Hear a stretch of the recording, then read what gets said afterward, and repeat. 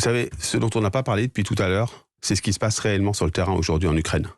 Votre reporter en a parlé tout à l'heure, c'est ce qui se passe Nicolas réellement Tonev, en oui. Ukraine. C'est-à-dire des crimes, c'est-à-dire un droit humanitaire totalement bafoué par M. Poutine, un droit international totalement bafoué.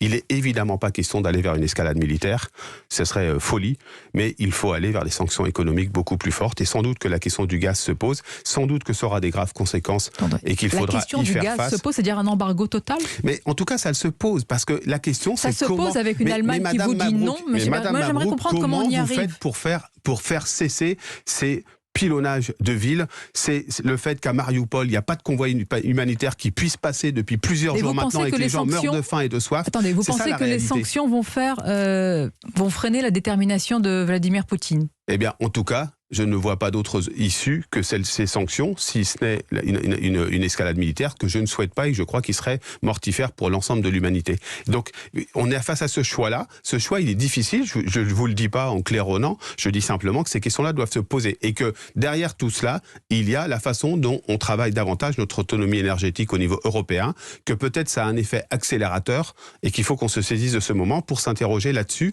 Et ça passe par, évidemment, en France, le fait de continuer à s'appuyer sur le nucléaire, de développer du renouvelable, et sans doute sur la question d'efficacité énergétique et de sobriété.